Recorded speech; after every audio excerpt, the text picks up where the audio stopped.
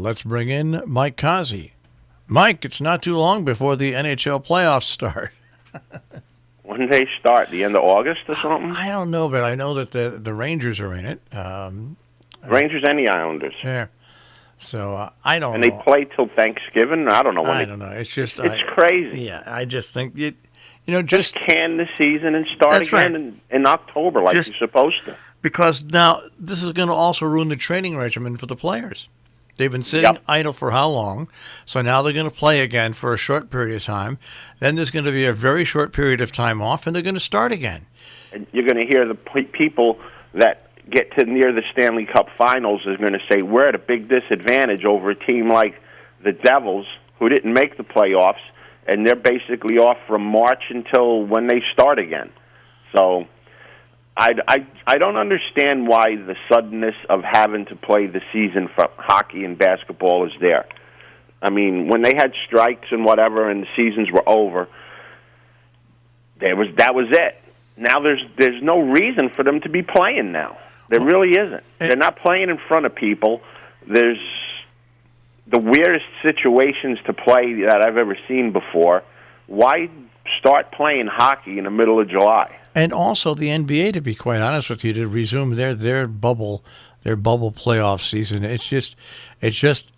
To me, it's going to do more damage to the athletes because they're completely out of their routine than anything else. And even if you just pull the plug, this way they can train and be ready for a new season. I mean, if they don't play, they're only 2.5 months away from starting the new season. That's the crazy thing.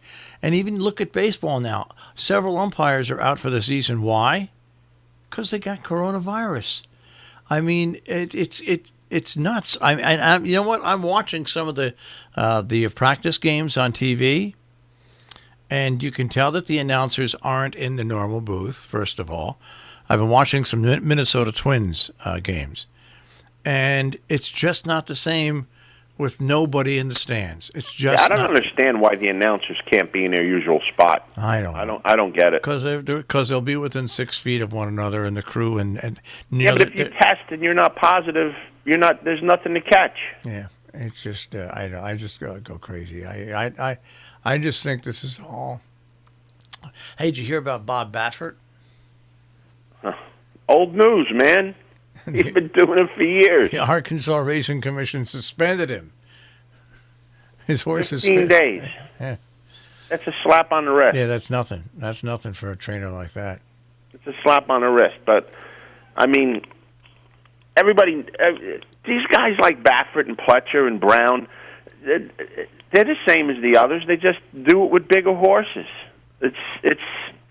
If anybody thinks that these guys that win at these big percentages don't cheat, it's not true. I mean, they get better horse stock, but the performances that these horses put out, they're like gossamer's wings.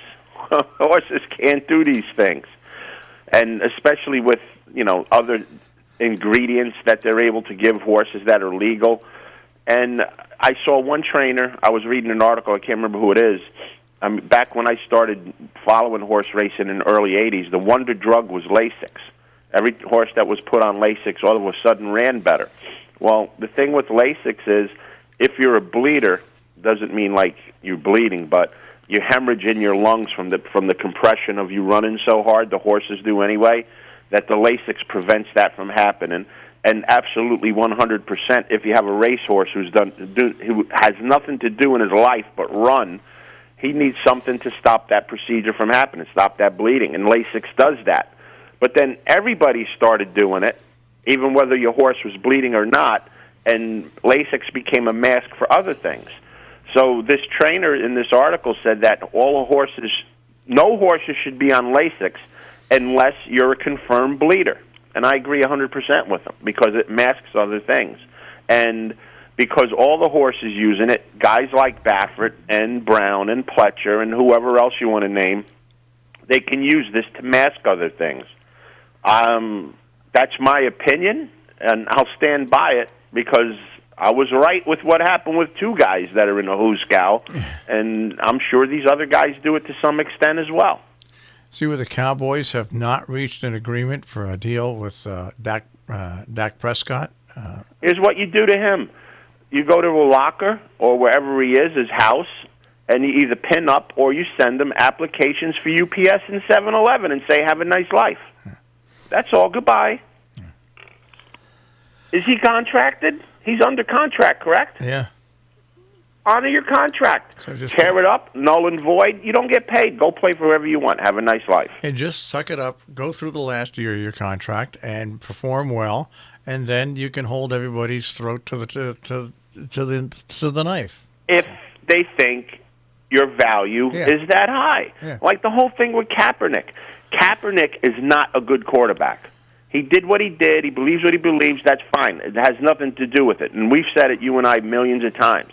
If Kaepernick was a viable quarterback to have your team win a Super Bowl, he could stand on his head and do whatever he wants. He'd be playing in the NFL. Well, so if he's a really viable quarterback, the Dallas Cowboys, there's a long line of teams that would sign him. He's not that good. So Prescott, he never won a Super Bowl.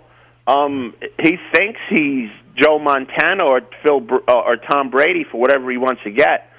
But he, in the owner's eyes, he's not worth a new contract. He has a contract. Uphold your contract. These NFL players and in other sports as well, when you sign a contract, you have to honor it. You signed that contract when you signed it because it was the best thing for you. You were the happiest man in the world. Honor it. There's no honor in sport anymore. Honor your contract. If you're good enough and you're deemed worthy enough of a new one, your owner's going to give it to you. Obviously, the owner doesn't think so, and it's the owner's prerogative not to do it. If you want to stand there and stamp your feet and be a baby and say, I'm not playing unless I get another contract, guess what? Stay in your room and watch TV. You're not playing. You're not getting paid. Have a nice life. All right. No hard feelings, but this is business. Do we have any other sports or racing to talk about? Saratoga opens today. All right, the Cozzi Saratoga picks. Let me tell you, what a terrible opening day card. The only thing worse than that is I have already seen the Monmouth past performances for Saturday, for Haskell Day, which is their big day. Oh, my God, is it awful. The first 8 races Saturday at Monmouth Park are basically unbettable. And then the stakes races are no great shakes either. And they have the audacity, I don't know if you know it or not, $100 to get in Monmouth Park on Saturday. $100? 100 beans to go to Monmouth Park on Saturday. Amazing. To watch some real bad racing. Real bad racing. But we have some races for today. The 8th race is the 6 Furlongs Schuylerville for 2-year-old fillies. 8 horses go to post for this race. 2 horses here. Not looking to make money here, folks. Just looking to pick winners. I can't see anything past the favorites except maybe one upsetting the other. The 3-horse Beautiful Memories from Marquez came out late May at Churchill Downs, breaking her maiden, drawing away easily, winning by 10 lengths. This horse is still breaking sticks. That means having really, really good workouts at Churchill Downs. 2 bullet works in a row, both pretty close to each other, 159 and 1.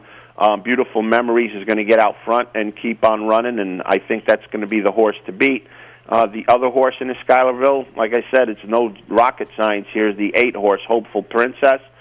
This is another horse coming out of Churchill Downs from May, breaking her maiden, going 4.5 furlongs. So a 3-8-8-3 exacta box is the only thing to go there in the 8th race at Saratoga today.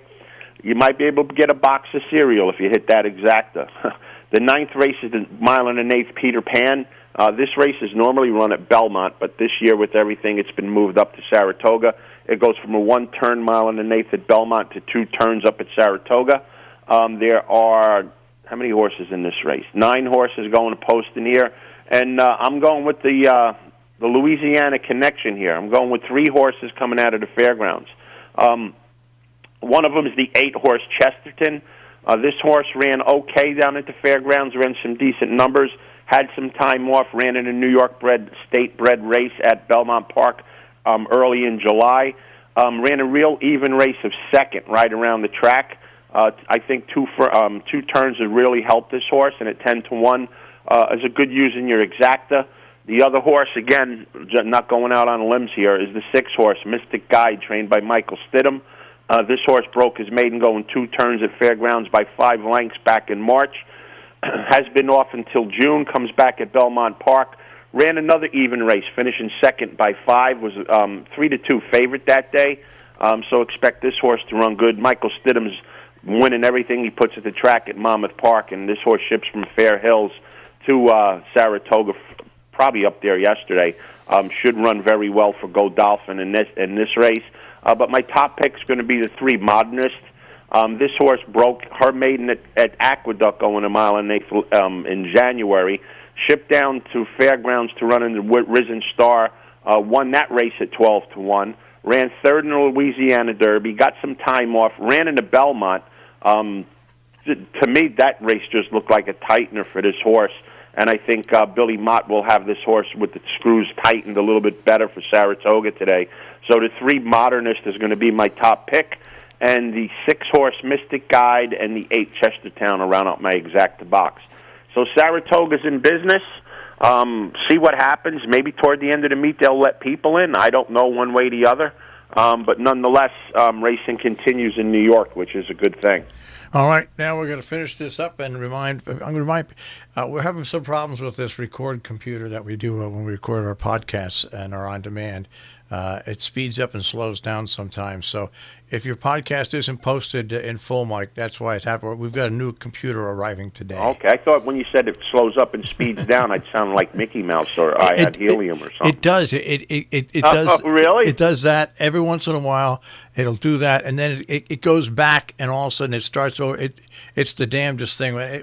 We noticed it yesterday on 2 or 3 of our on-demand pages, and then we went back the day before and noticed it on some of them. So we'll see what happens. It's a roll of the dice this morning. We'll see what happens. All right, no problem.